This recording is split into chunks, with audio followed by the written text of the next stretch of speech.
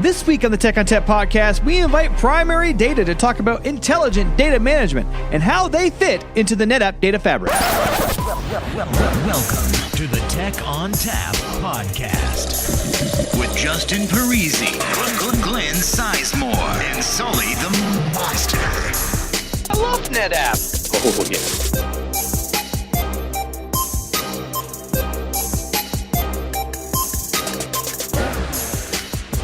Hello and welcome to the Tech on Tap podcast. My name is Justin Parisi. In the studio with me today, Andrew Sullivan. Hi. Hello. This makes 2 out of 4 times in the last week. I know, 50%. That's a pretty good average there. If you were in baseball, you would be an all-star. But since you're on a podcast, you are not an all-star. Yeah, as a permanent host on the podcast, not doing so great. No, you are not doing that great. Anyway, so this week we decided to reach outside of the NetApp confines. So on the phone with us today, some partners from Primary Data, Brendan Wolfe and Douglas Fallstrom. Hi, guys. Hey, how you doing? Hey. Doing great. So the listeners may or may not be familiar with you. I know you guys are probably internet famous, but if they are not familiar with you, let's start off with talking about who you are, what you do, and what your social media handle is. Sure, I'll start. My name is Brendan Wolfe. I run product marketing here at Primary Data. We're a startup. We've been around for a couple of years, and we do some really interesting stuff around intelligent data management. So I'm Douglas Fallstrom. I run the product team here, and we're the ones that now start moving data without you even knowing it's gone from your storage. So it's very exciting stuff. That sounds like it could be a good or bad thing, but we'll get into that. So if you have a social media handle, if you could disclose that if you like. Yeah, so mine is, my Twitter handle's at BGWolfe. That's WOLFE. And I'm available occasionally at DF Sweden. Okay. DF Sweden. That gives you any idea on where I might be from. I don't want to guess because I don't want to offend. Switzerland? They're the same thing, right? They're next to each other? That's right. Anyway, I'll refrain from making any Swedish Chef references.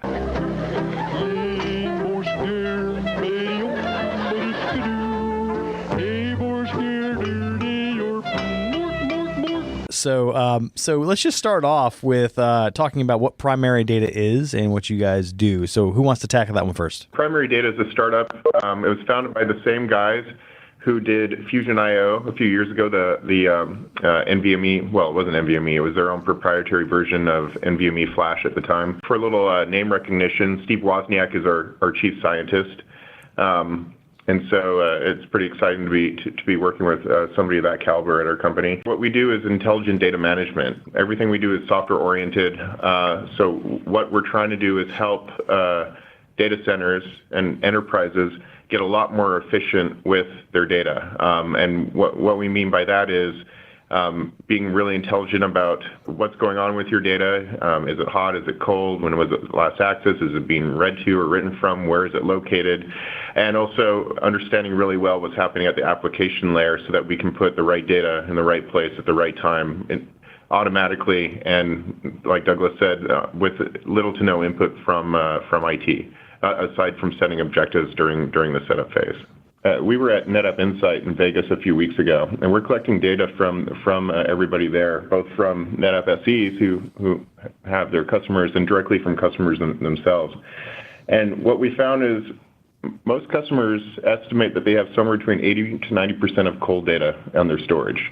But they're not just buying cold data storage. They're buying high-performance flash. They're buying medium performance for in between. They're buying object storage. They're putting data in the cloud. They have a whole complicated infrastructure. But the common problem that went along with that huge amount of cold data is they don't know how to identify it, and once they do, they don't know how to effectively manage it. And I think that's the exciting story that we're trying to tell. So normally when we're talking in the context of, the NetApp audience, we think storage efficiency as being things like deduplication, compression in the event of ONTAP, compaction, right? All of these things that allow us to fit more bits in the same amount of space. But that's not really the type of efficiency that you're talking about here, right? It's finding the right place for the data at the right time. Exactly. And then, we can help increase the efficiency from the underlying storage system by moving data that could benefit from that into that particular platform. The goal for us is multifold from that perspective. One, you can set objectives on performance. So, for example, if you have a system that is all flash fast and another older system that is still in production, you're not able to move your hot data to your all flash fast without a single user being aware of it, other than suddenly they're seeing a performance increase in their data speeds and feeds. And that's the key piece for us, is that we're able to dynamically move things around because we virtualize where it is and give the user the right performance or reliability of the data they're looking for if they're looking for different things. So, for example, some users want to move snapshots that are older than 3 days into the cloud, but they still want to be able to access them for the next 6 months, and they want to be able to access them through the standard .snapshot directory. All that data management of moving the bits and pieces underneath the namespace is really what we're about. And the logic, the machine learning we built into the product helps the user achieve those goals without taking any outage and then doing any surgery on creating super advanced policies that can possibly cater to every possible scenario in the world. So you mentioned in there machine learning, right? And that's kind of an industry buzz term these days. Can you describe a little more what that means inside of the primary data system? Sure. So we like to say that we add awareness between the application layer and the storage infrastructure underneath. And what we mean by that is we have a metadata engine. It's our product we call DataSphere, which is constantly monitoring and collecting performance telemetry from application client servers. So we know how they're experiencing the storage infrastructure underneath, but also we're collecting and mining all the information we can get out of the metadata from the storage infrastructure. So we know exactly what's going on all the way down to the file level with your data at any given time. And so with those two massive sources of data, we can apply machine learning principles.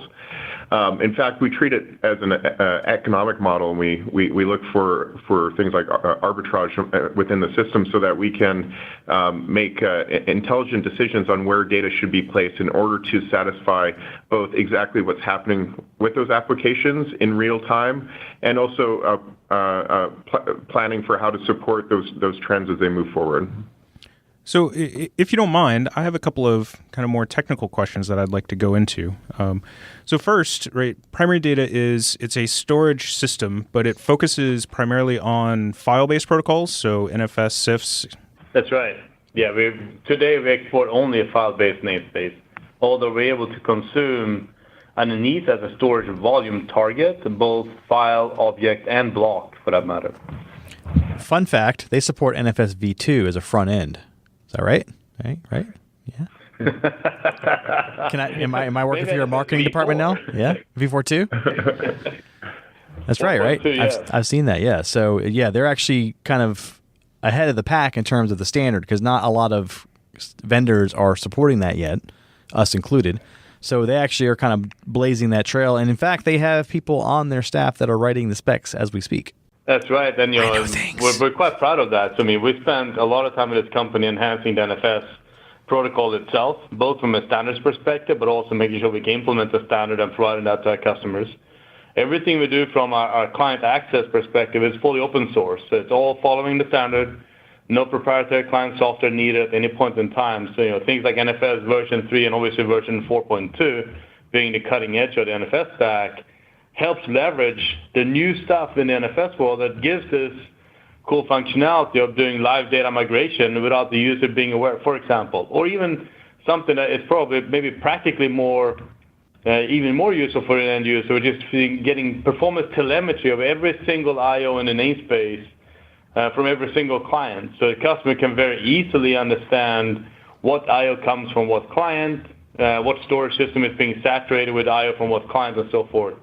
And this, again, doesn't require you to install a single piece of software on the endpoint. And we're leveraging the functionality in NFS 4.2 protocol, even though the incoming protocol to us might be SMB2 or SMB3 for that matter, or even NFS version 3. And that the usage is targeted at applications? So, for example, who are doing individual file access, or is it can it be used for things like virtual machines with NFS? Absolutely. So we obviously support the file use case, both for multi-protocol perspective. We also support NFS and vVault data stores for VMware and virtual machines, for example. So a customer can use their existing VMware storage and make a vVault compatible data store using any storage underneath the hood, even object storage for that matter, and tier, for example, old virtual machines into object storage, even though the object storage itself doesn't even have an NFS interface. So we extend the capabilities of the underlying storage systems to be compatible in that particular example with VMware. In just my basic knowledge of the product, it sounds like you can also use primary data as a front end for kind of a global namespace across multiple sites. So, you point it to different targets, ideally ONTAP targets. But, you're operating at the NFS level and you're able to access through NFS or SMB or whatever to any of these targets and use it as kind of like almost like a DFS. Is that kind of what we're doing here? Yeah, except from our perspective, the DFS would be we're granular down to the file level, not down to the share. So today we're focused on sites within decent latency distance. So I would say within 100 kilometers or so. As we build out our product, we'll go across the world. It's simply that we got to start somewhere, being a smaller company. The key use case for us is be able to take storage that has multiple capabilities underneath, whether it sits local or remote, and give you access to that in a global namespace. So from a user's perspective, they could use their application and tier data granularly down to the file, even though the storage may or may not be local to what the user is. So on the front end, we're talking file access protocols with a global namespace that spans across all of those different back-end storage providers. So I thought I heard you say earlier that you can use SMB, NFS, and object storage as those backends. Is that all there is to that story? Yeah. So today we speak NFS to the backend, we speak object to the backend, and we speak. We also be able to consume block storage. The block storage is a really exciting piece, and what we're giving you is a bit of an idea on what primary data will do in the future as well. So the block storage today allows us to take, for example, a block NetApp and include it in the namespace. We create a file system on it and share the namespace. It's not our most common use case, but it's available for users. They have, for example, excess SAN capacity, and they want to use that as part of their file namespace. That's the simple use case. The next use case for that is being able to include local storage on the server as part of the global namespace, and that's something that we're talking about. We're not delivering in a product yet, so I'm just touching on that topic. But it's an exciting world where you can start blending the hyperconverged storage use case together with the shared NAS use case. So when we're talking about something like that, right, of shared DAS, right, storage medium on the back end, is there any considerations for data protection?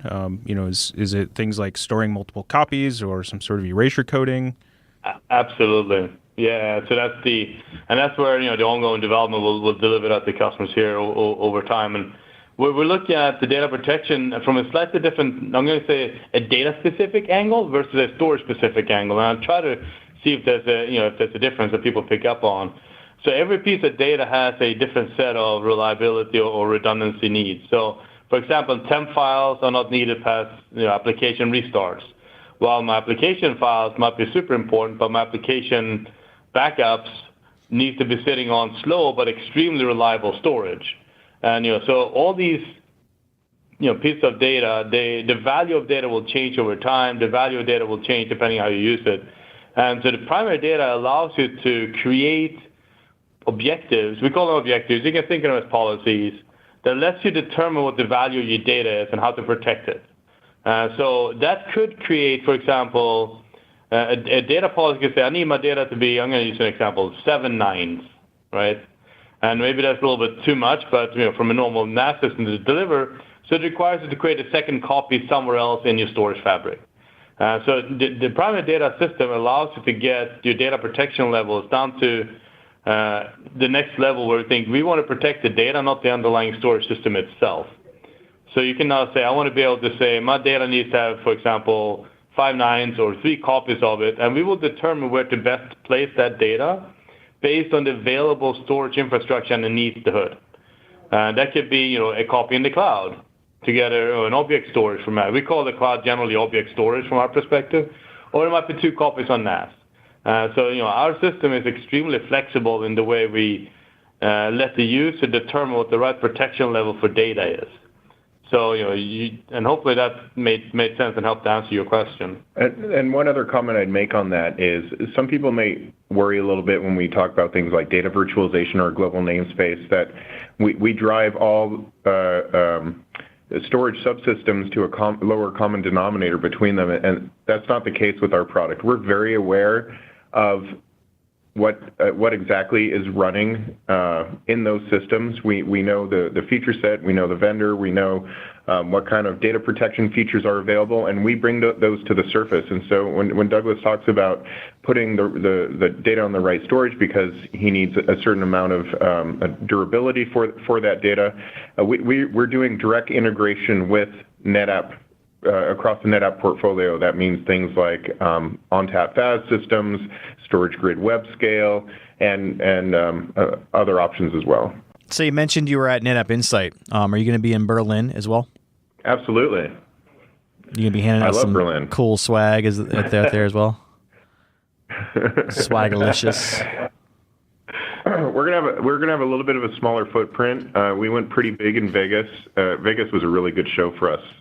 We packed the booth and we had a lot of great conversations, and we had NetApp SEs bringing other SEs and bring architects to our booth to try and understand our product a little better, because what we do is pretty different, I think, from anybody else, and so there is some conversation to be had to figure out how it's going to fit specifically within somebody's customer base. But because that was such a successful experience, we said, what's the next big thing we can do with NetApp? And I said, well, we got to go to Berlin. And so we're going to be there in a couple weeks. So I think that brings up an interesting point, right? You said that you had, a lot of NetApp SEs, right? Sales guys, sales teams that were in there, exploring the product, figuring out what it can do. So can you tell us what that story is, right? Where does it fit in the NetApp portfolio? And I think it's a little not obvious since we have platforms that provide, similar protocols, similar capabilities. So I think that would be helpful. Yeah, that's a really good question, and that's something that came up a lot. And so we would try to specifically talk about, I think, 3 major use cases that tie together or enhance the feature set of the NetApp portfolio. And I'll run through them quickly, and I'll explain how they all relate to each other. So the first one, and actually very shortly, we're going to have a published solution brief on NetApp Solution Central for this, but we make it super easy to push data into Storage Grid Web Scale, object storage backend, cheap and deep for archiving cold data. We make it really easy to move that from a ONTAP FAS platform and back and forth. So it makes it relatively painless for customers to integrate object storage into their infrastructure because they don't need to make any changes to their application layer, no reconfiguration or anything like that, and we just tie those systems together. That's the first one. The second one is we help extend the usability and life a little bit of 7-mode ONTAP systems. There's still a lot of them out there. Some customers are still buying them. But they're looking for ways to make them work in a modern world and also make them work better with clustered mode ONTAP systems. So we can help cluster 7-mode systems using our global namespace and a bunch of the stuff that Douglas has already talked about. We can help add vVol support to 7-mode systems, and we help ease that data migration pain of moving from 7-mode to C-mode so it can be done kind of at people's purchasing pace instead of a big project. And finally, we also solve some problems for modern ONTAP version 9 plus, the clustered mode ONTAP platforms. We can actually write data across clusters, which plugs a gap that one of the big competitors can do. So we solve that problem. And the way we tie up these things together is I think that we add, at the show we said we brought intelligence to the data fabric. I think we play into that story by bringing all of these solutions together using underlying NetApp technology. We're not replacing things. We're just helping to bring some of that machine learning intelligent data management to the entire solution across the portfolio. So with your second use case there, you mentioned something that was interesting, right? In that easing the data migration process from 7 to C. So does that mean that I can take an existing, SMB share NFS export and just seamlessly incorporate that data into the primary data namespace, just change my clients and what they're connecting to, and then in the background allow primary data to make that migration from 7 to C? You bet. We do that. It's one of the most common use cases we have today. It's going to help customers transition from either a competitive storage, which is frankly a little bit more common, and then can transition from 7 mode into C mode. And what often comes with that is not only I want to do the data migration move, but I also want to look at what data is being used. So give them an orphan storage, orphan file report, as they're often called. Because what data is on that old system that was created by employees that are no longer working here, for example. I'll also be able to move the old data into object at the same time. And so we're able to help not only do the data migration with the data into C mode, but we can also at the same time, rather than copying the data twice, first to C mode and then to object, we can transition the data directly into object from the 7 mode. Right, so, with our product, you get a bit more flexibility in getting the right data to the right place right away versus doing these brute force giant blob moves from A to B. And that's what customers get really excited about because they like efficiency, they like things to go faster, and they like things to honestly cost a little bit less when it comes from an operational perspective. So if I'm a customer and I'm looking at this, I'm thinking, it sounds pretty cool, but what's the financial impact of using this sort of solution? That's a great question. We like to say that IT shouldn't have to make sacrifices when they start breaking down data silos. And what that really means is data is growing at an incredible rate as companies are going through this digital transformation phase. But at the same time, they're looking for ways to reduce both CapEx and OpEx as that data tends to grow. So the way we reduce CapEx is we help increase the utilization of existing storage platforms. We help because you don't need to over provision as much. You're getting a lot more. You're getting a lot smarter about where you're putting your data, so you can build the right infrastructure to support the data usage profiles that you actually experience. So we can actually help reduce storage spends over 5 years by more than 70% typically for customers who are at the petabyte scale. But that doesn't mean they actually buy less storage because what that means is that they're more comfortable letting their data grow at larger rates. And so they still buy a lot more storage. They're just using it to capture more data. And on the other side, we reduce OpEx because we're automating a lot of this tedious kind of data management activity, these extensive data migration plans, all the stuff that we've already talked about. So when you automate all this, you reduce human error, you make daily management a lot simpler, you ease a lot of the troubleshooting activities because the machine learning engine is taking care of problems before they even show up. And what that does is it lets IT focus on work that actually adds value because depending on which analyst firm you talk to, data can be growing at 20 to 30% year over year. But IT human resources budget is not growing at that rate, so they're going to need smarter tools to help them out.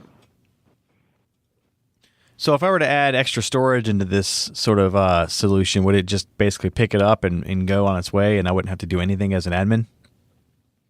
Correct. We automatically do capacity load balancing and performance-based load balancing across existing and storage you add in there. So it's trivial to add storage in, and the system will automatically pick it up and use it.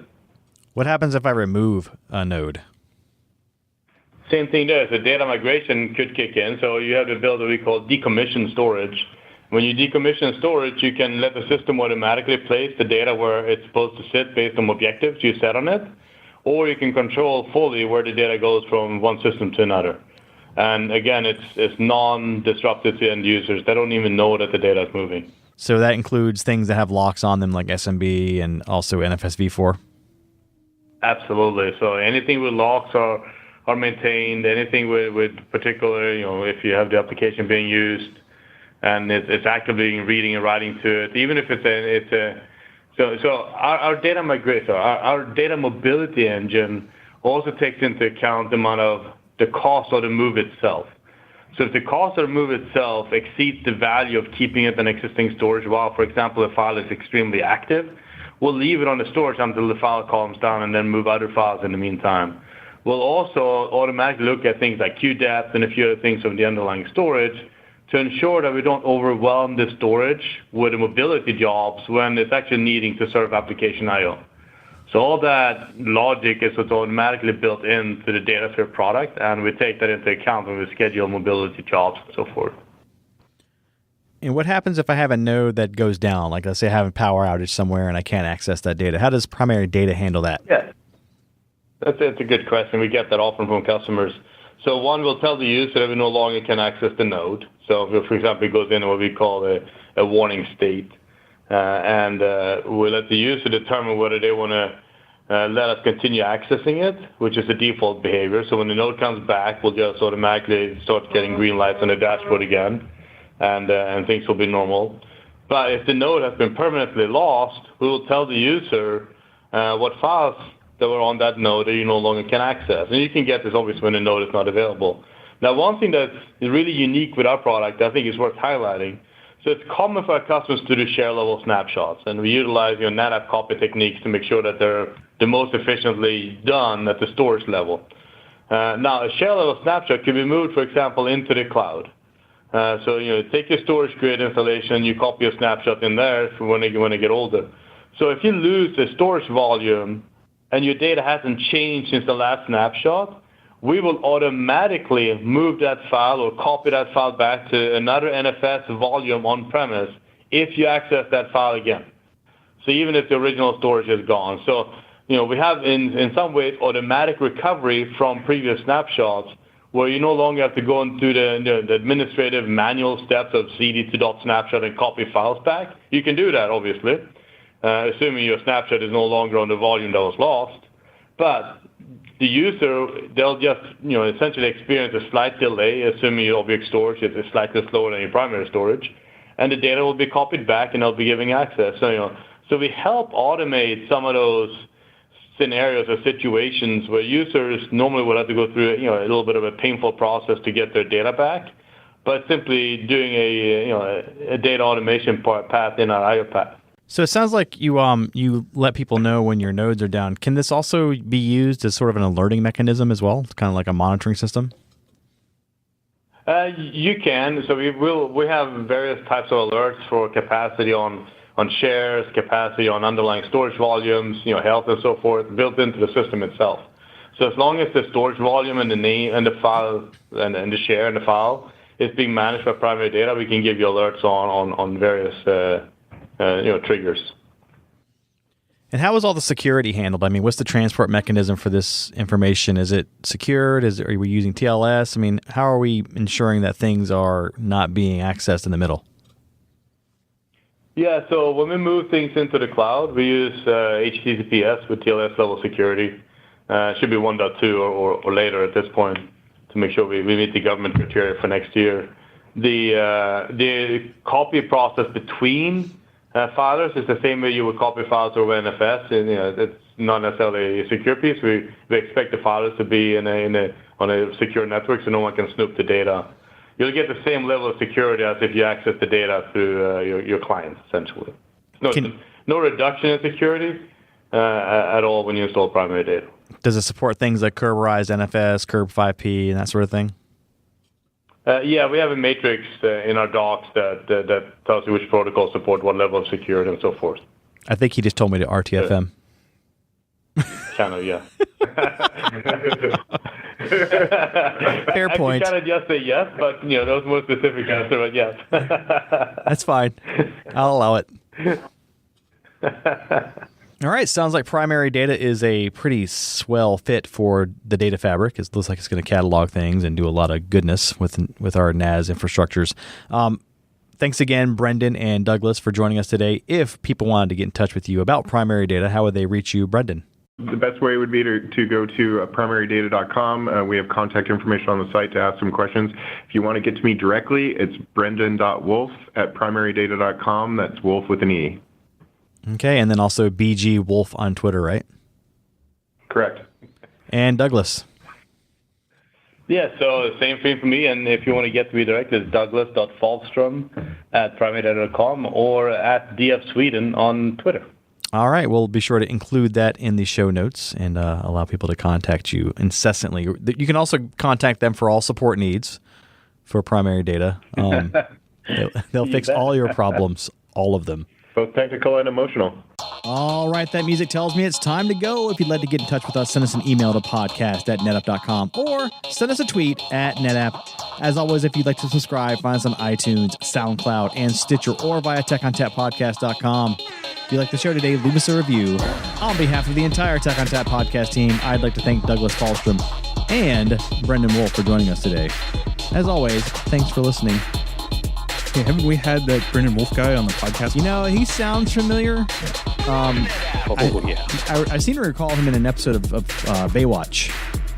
Was it Baywatch? I think it was Baywatch. That sounds about right. Yeah, he was running across the beach with his little floaty. No, that wasn't. That was Hasselhoff. They do look similar. Oh, yeah. I think you're right. Verdict, Douglas? True or false? I think it's 100% true. 100% true. All right. Which is great because we're going to Germany and Brendan will be huge in Germany.